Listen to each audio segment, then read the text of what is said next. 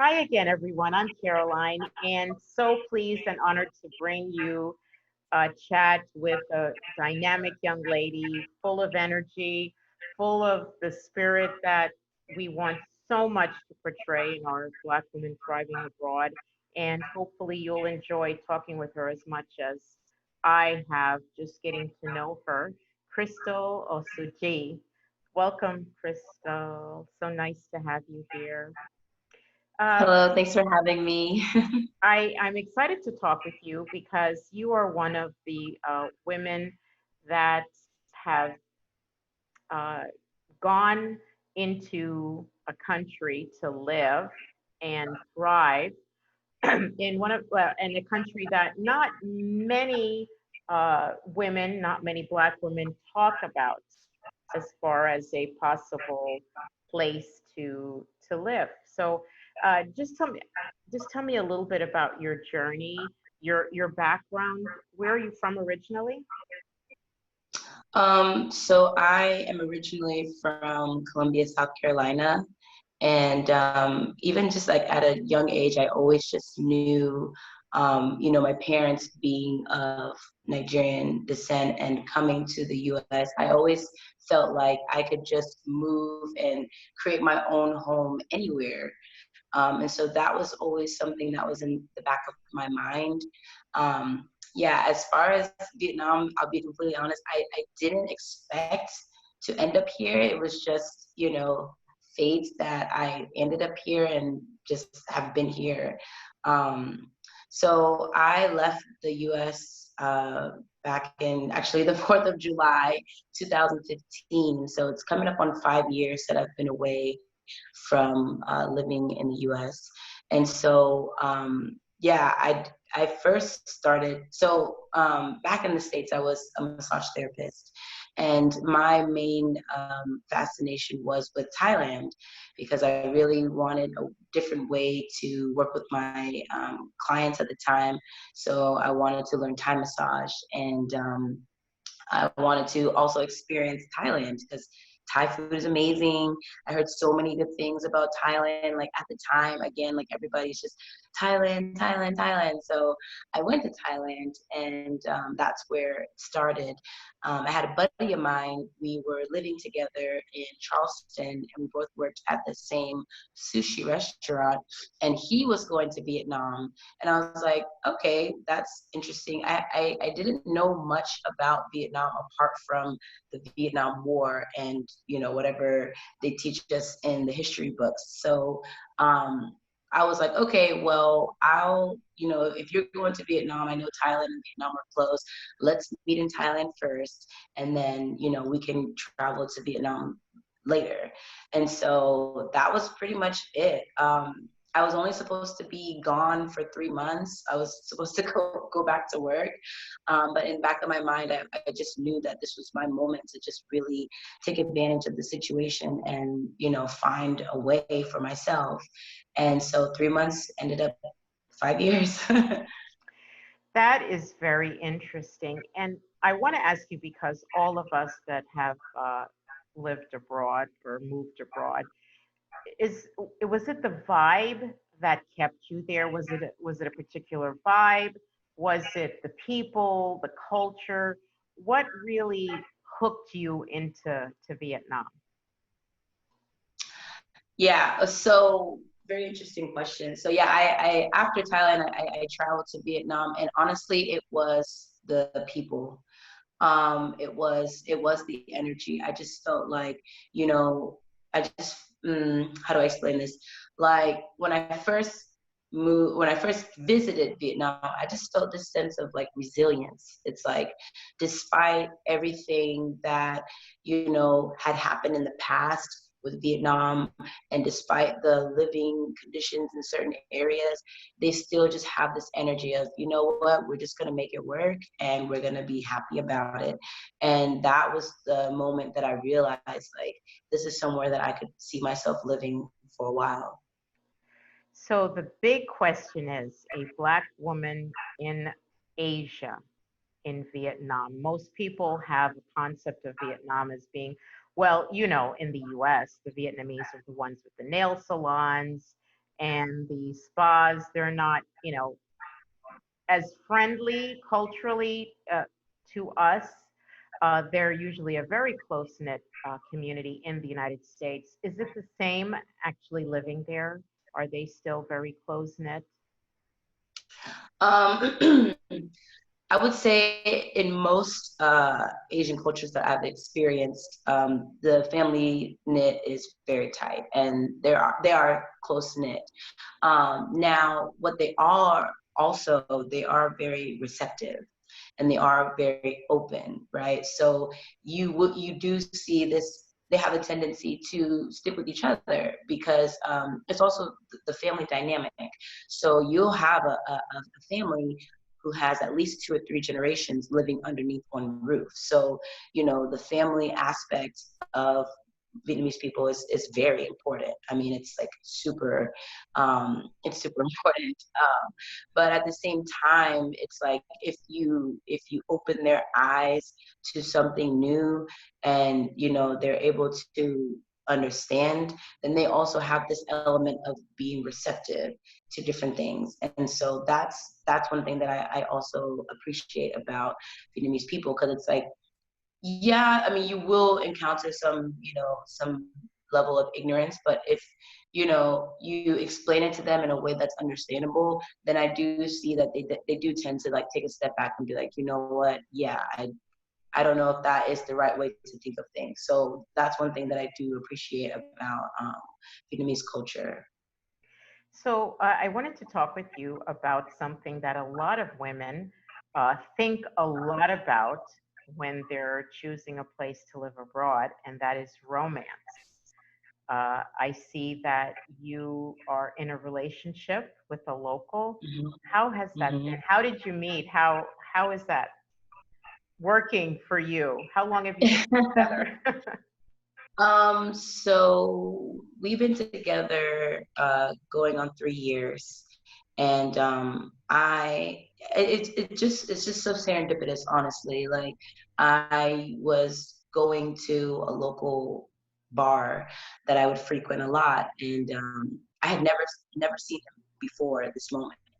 And most Vietnamese people and most Asians, I would say, they're very shy and a little bit reserved. Like, they're not very forthcoming, especially if they're not very confident in their English. And so when I first got to the bar, me and my buddy were going to, he was very just open, just very confident. And it struck me. I was like, wow, like, this person doesn't strike me as someone who is from this particular city, which that I did find out that he's not from this particular city that I live in. And, this is such a funny story. Okay, so I told my friend, I was like, yo, I like him. And so the whole night I was just like, oh, I just want to talk with him. So I remember we sat down and I asked him if I could get another drink. And he was like, oh, I'm sorry, but that's not my job. And I told him, and I was like, let me tell you something. I worked in the food and bev industry for X amount of years. Like, you don't tell people that that's not your job. Like, you need to tell somebody to come over to the table. And he just like walked away silently. And my friend was like, Crystal, why did you say that to him? And I was like, I don't know. I just felt like like, he did so well at the door. I was like, okay, maybe he doesn't know culturally, whatever. And after, not only did he send a girl over to my table, but he sent a girl to every single table in the restaurant to ask if they needed anything. And so for me, it was at that moment that I was like, okay, wow, like, I didn't want him to take offense to what I said, but what he did was he took it and he ran with it. And I felt like that was the moment when I was like, yeah, I really feel like this is somebody that I could take and run with. And we've been running together for 3 years. Oh, that's so nice. What about family? Do you have a lot of family back in the United States? I know you said you're first generation Nigerian, but is your family living in the US now? Or are they in Nigeria? Where is your family? Okay, so my immediate family, they live in the US. And yeah, most of my family, yeah, they still live in Nigeria, which actually is funny you say that because for the first time I went to visit Nigeria back in January, and it was such an eye-opening, um, very touching experience. And so, yeah, I have family in the U.S. and then I also have family in Nigeria. So, And okay, Black woman in Vietnam, is it a huge culture shift for you? Was it an easy transition? Is the Vietnam culture, because clearly the culture that we're accustomed to in the US is probably, I'm assuming, different from actually being and living among them in their own turf. sure. How is the transition for someone to get into Vietnam and really appreciate it? Mm. So I feel like my experience is a little bit different. So this isn't, the first place that I've traveled. I did a study abroad in university, so I've had experience before with living in a different place. I feel like you for someone who is interested in traveling to Vietnam, especially if it's their first time, you just really need to be open.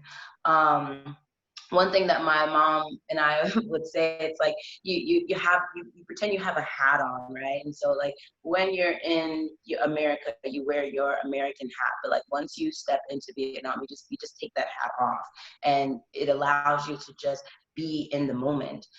Because yeah, if you see everything through the lens of an American or wherever you're from, you're going to constantly be met with resistance. And so I feel like it's really important to just accept accept the experience for what it is, and really just try to understand, the point of view from the people who live here. Do I agree with everything that happens? No. I mean, and that's the thing. Like, there are some things that you will never agree with, but you have to, what is the word, like, agree to disagree, right? But not let Or that, just adapt. or exactly, or just adapt. And just understand that you cannot really take things personally, because a lot of people, they don't know. So again, like, I have many people come up to me and ask me if they could, like, touch my hair. I mean, my boyfriend had even, like, learned how to explain to people in Vietnamese, like, how my hair is done. Like, so we kind of like work as a team, because I'm sure he gets the questions and I also get the questions. So you just need to be, like you said, adaptable, and also just be open, and try not to see everything through the eyes of where you're from. Yeah, I feel that's very important. We do have a certain mindset, and I stress this a lot, that we have an American mindset, and we're so much more open to culture, different cultures, because we're exposed to it a lot more than when we go to these other countries where the only culture really that they see are tourists coming and going. They don't actually live with Sure. with us, especially Black people. So it's quite an adjustment for locals as well, adjusting to us adjusting to them. Did you get Right. in any pushback from friends or family as far as living in Asia? I mean, was anyone concerned, or was there any negative feedback as far as, well, why Vietnam? Yeah. Um, I don't know. Like, it's funny because most of my friends, they know me as someone who's like, if I say I'm gonna do something, then I'm like gonna do it. So before I left, I kind of hinted for a while that, like, I'm, if I choose a place, I'm probably not gonna come back. And maybe some people, especially my old boss, he was like, yeah, we'll see you later. And I'm like, I'm not sure if you will, And so the pushback was mainly, I guess, mainly from my family, not in a sense of not being supportive, but I guess, like, not really believing that I would be here this long. And you know, because I'm very close with my family as well. I told you I only really have like immediate family and like some cousins kind of dispersed around the U.S. So I felt like it was a little bit of an adjustment for them to understand that like my life is now here. And at first, you know, there was a bit of, you know, some felt a little bit resentful, some were maybe a little bit angry that I decided to, you know, live so far away. But, you know, because of that, I do make it a point to at least every year or 2 years, I do go home and see them and, you know, just make sure I do spend time with them. You know, I remember when I was in Thailand, actually, I was renewing my visa, and before I left, my older sister was pregnant, and like her water actually broke like while I was in line at in the, you know, Thai immigration. So she was like having her baby like while I was in Thailand, and so I under so now he just knows me.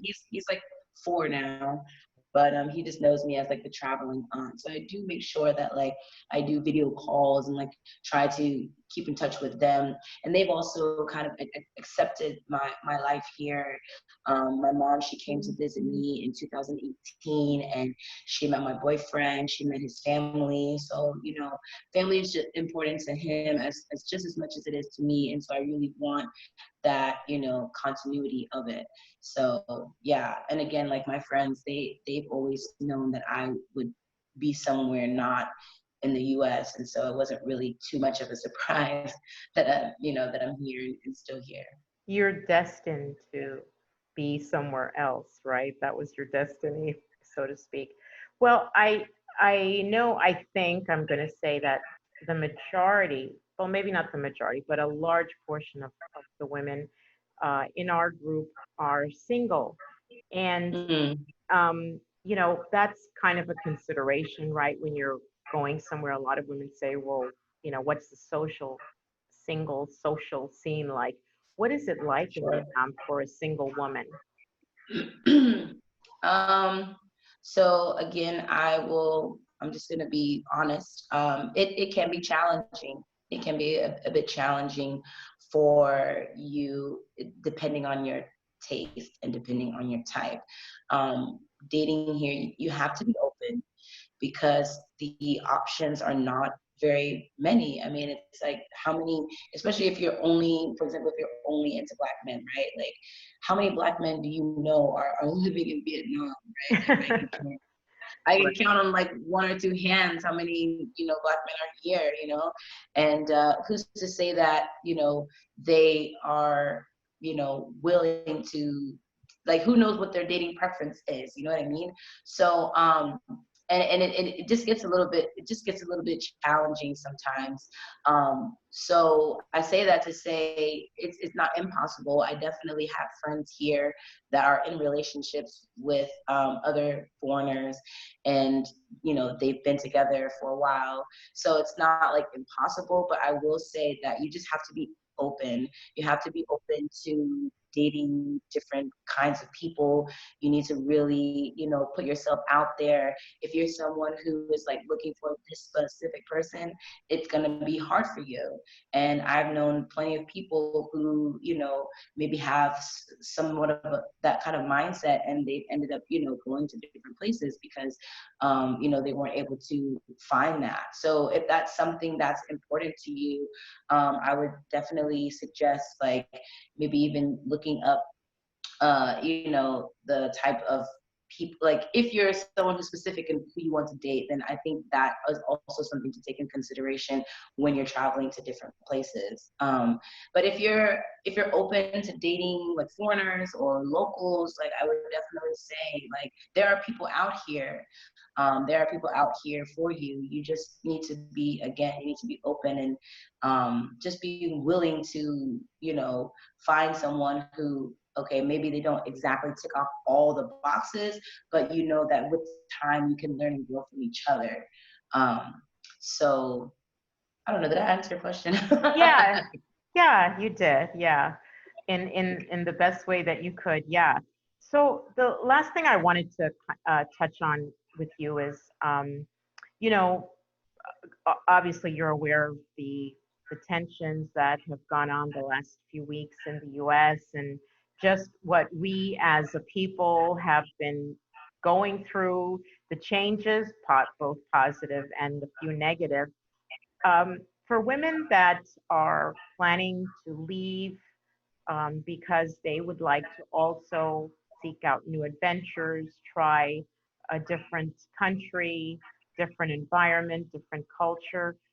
Do you have any advice? What would you say to someone who's in that situation now that's looking to uh, change their lifestyle? Mm. Um, First, I would say, I would say do your do your research, right? What does your ideal lifestyle look like, right? What are some things that you would want to have readily available?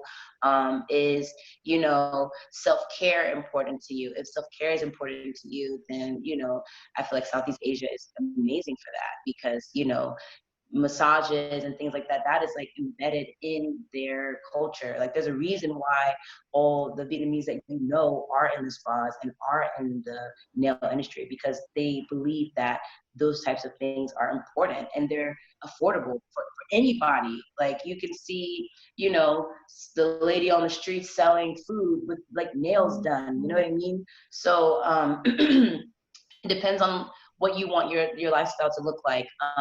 Again, if you have a dating preference of who you would be interested in dating, take that into consideration too when you decide to choose a place that you want to live, as well as even the culture.